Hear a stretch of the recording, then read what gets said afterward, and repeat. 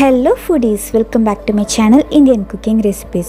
இன்னைக்கு நாம ஒரு லஞ்ச் ரெசிபியான சாம்பார் சாதம் ரெசிபி தாங்க பார்க்க போறோம். இந்த சாம்பார் பொடியை நம்ம ஸ்பெஷலா அரைச்சி இதில் சேர்க்கறதால இந்த சாம்பார் சாதம் ரொம்ப வாசனையாகவும் டேஸ்டாகவும் இருக்கும். இது எப்படி பண்ணலாங்கிற ரெசிபியை நம்ம வீடியோக்குள்ளே போய் பார்க்கலாம் வாங்க.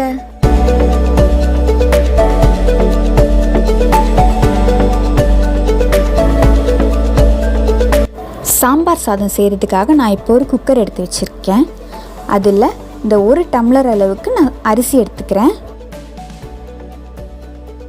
இதை குக்கரில் கொட்டிடலாம். அதே டம்ளரில் 3/4 டம்ளர் அளவுக்கு துவரம்பருப்பு எடுத்துக்கோங்க. இதையும் இப்போ நம்ம அரிசியோடு சேர்த்துடலாம். ஒரே 1 டீஸ்பூன் அளவுக்கு பாசிப்பருப்பு சேர்த்துக்கிறேன். இப்போ இந்த மூணுத்தையும் நல்லா 2 தடவை வாஷ் பண்ணிவிட்டு தண்ணி ஊற்றி ஒரு 10லேருந்து 15 நிமிஷத்துக்கு ஊற விடலாம். இது ஊற வைக்கிறதால நம்மளோட சாம்பார் சாதம் நல்லா குழஞ்சி அந்த டேஸ்ட்டாக இருக்கும். அதுக்காக தான் நம்ம இப்படி பண்ணுறோம். அரிசி பருப்பை 2 தடவை நல்லா வாஷ் பண்ணிவிட்டு நல்ல தண்ணி ஊற்றி வச்சுருக்கேன். ஒரு 10லேருந்து 15 நிமிஷம் ஊறட்டும். மூடி போட்டு நான் இப்படி ஓரமாக வச்சிடுறேன். இது ஊறுறதுக்குள்ளே நம்ம புளி ஊற வச்சிடலாம். நான் இன்றைக்கி தக்காளி மாங்காய் சேர்க்குறதால புளி கொஞ்சம் நான் கம்மியாக சேர்த்துக்கிறேன். அண்ட் இந்த புளி ரொம்ப புளிப்பாகவும் இருக்கும். அதனால் நான் புளி கம்மியாக சேர்த்துக்கிறேன். உங்களுக்கு தேவையான அளவு புளி சேர்த்துக்கோங்க. புளியில் கொஞ்சமாக தண்ணி ஊற்றி ஊற வைக்கிறேன். இது அப்படியே ஊறட்டும். நம்ம ஊற வச்ச இந்த அரிசியும் பருப்பை நல்லா ஊறிடுச்சு. இப்போ இந்த தண்ணியை நம்ம கொட்டிட்டு வந்துடலாம். கொட்டிட்டு வந்தாச்சு. இப்போ இதில் அளவு டம்ளரில் தண்ணி ஊற்றலாம். நான் எடுத்த இந்த டம்ளரில் 5 டம்ளர் தண்ணி ஊற்றிக்கிறேன்.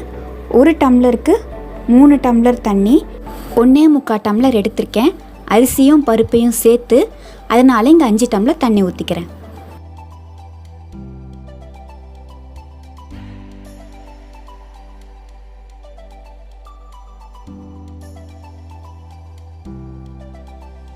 இந்த தண்ணியில் மஞ்சள் தூள் 1/4 டீஸ்பூன் சேர்த்துக்கோங்க. பெருங்காயம், கொஞ்சமாக உப்பு, கொஞ்சமாக நறுக்கின வெங்காயம், ஒரு தக்காளி கட் பண்ணி வச்சுருக்கேன். அது இதில் சேர்த்துக்கிறேன். எல்லாத்தையும் சேர்த்தாச்சு. இப்போ மூடி போட்டு ஒரு 5 விசில் வர வரைக்கும் நம்ம வேக விட்டு எடுக்கலாம்.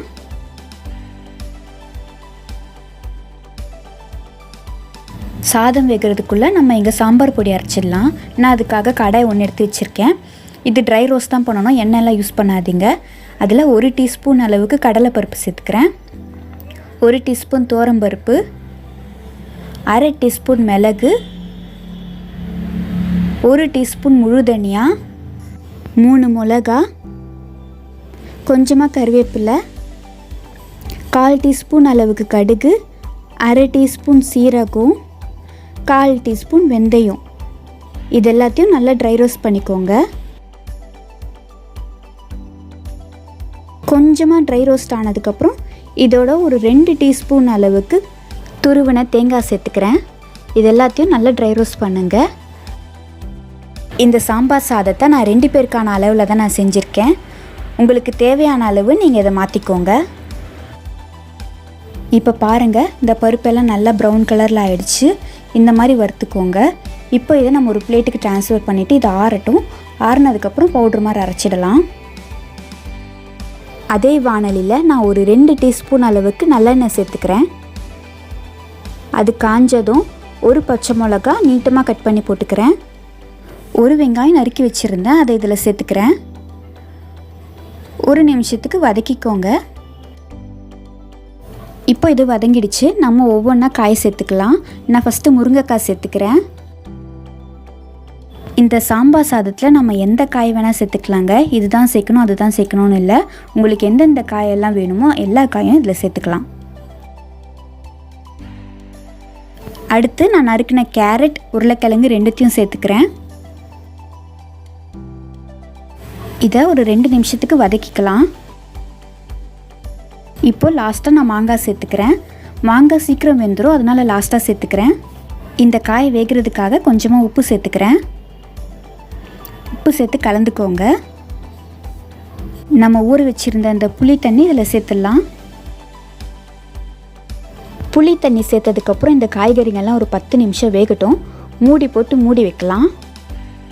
நீங்கள் அதிகமாக காய் சேர்த்திங்கன்னா கொஞ்சம் தண்ணி ஊற்றிக்கோங்க வேகிறதுக்கு. அப்போ காய் சீக்கிரம் வெந்துடும். மூடி போட்டுடலாம். இது வேகட்டும். ஓகே, இப்போ பார்த்தீங்கன்னா நம்மளோட காய்கறி எல்லாம் தேவையான அளவு வெந்துடுச்சு. இதில் 1/2 டீஸ்பூன் அளவுக்கு மிளகாய்த்தூள் சேர்த்துக்கிறேன். 1/4 டீஸ்பூன் அளவுக்கு தனியாத்தூள் சேர்த்துக்கிறேன். ரெண்டுத்தையும் சேர்த்து 1 நிமிஷத்துக்கு கலந்து விடுங்க. ஓகே, இதெல்லாம் முடிஞ்சிடுச்சு. இப்போ இந்த வாணலி எடுத்து ஓரமாக வச்சிடலாம். நம்ம வேக வச்சுருந்த அந்த அரிசி பருப்பு எப்படி வந்திருக்குன்னு பார்த்துடலாம்.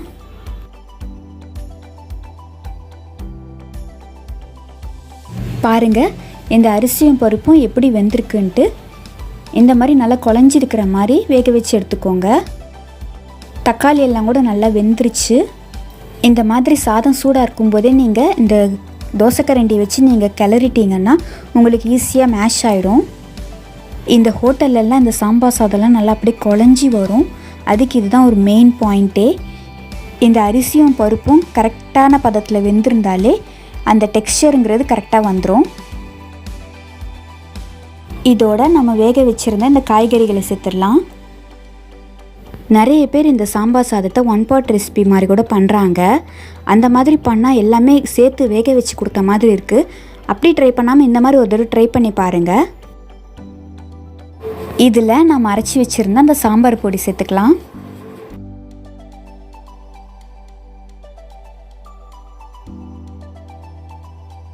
இந்த சாம்பார் சாதம் கன்சிஸ்டன்சி வர்றதுக்கு நான் ஒரு 2 டம்ளர் அளவுக்கு தண்ணி சேர்த்துக்கிறேன்.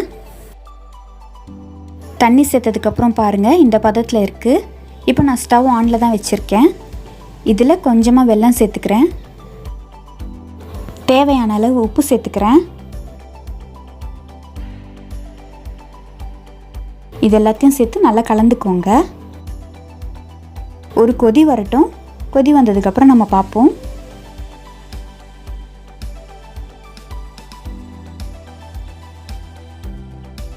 இப்போ பாருங்கள், இந்த சாம்பார் சாதத்தில் சுற்றி கொதி வர ஆரம்பிச்சிருச்சு. இதில் நறுக்குன கொத்தமல்லி சேர்த்துக்கலாம். நல்லா கலந்து விட்டுட்டு இப்போ இறக்கி வச்சிடலாம். தாளிப்பு மட்டும் நம்ம சேர்க்கணும். சாம்பார் சாதத்தில் தாளித்து கொட்டுறதுக்கு நான் இங்கே ஒரு கடாயில் 1 டீஸ்பூன் நெய், 2 டீஸ்பூன் நல்லெண்ணெய் ஊற்றிருக்கேன். அது காஞ்சதும் 1 டீஸ்பூன் கடுகு, 1/2 டீஸ்பூன் சீரகம், தேவையான அளவு முந்திரி பருப்பு,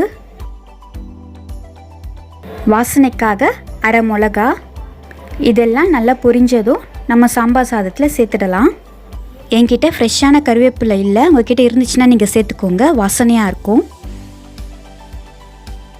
நெய்யும் நல்லெண்ணெயும் சேர்த்து நம்ம தாளிக்கிறதால இந்த சாம்பார் சாதத்தில் வாசனை செம்மையாக இருக்கும். ட்ரை பண்ணி பாருங்கள். இந்த வீடியோவை நீங்கள் ஃபுல்லாக பார்த்துருப்பீங்கன்னு நம்புகிறேன். ஃபுல்லாக பார்த்து உங்களுக்கு பிடிச்சிருந்தா மறக்காமல் லைக் பண்ணுங்கள், சப்ஸ்கிரைப் பண்ணி வச்சுக்கோங்க. தேங்க்ஸ் ஃபார் வாட்சிங்.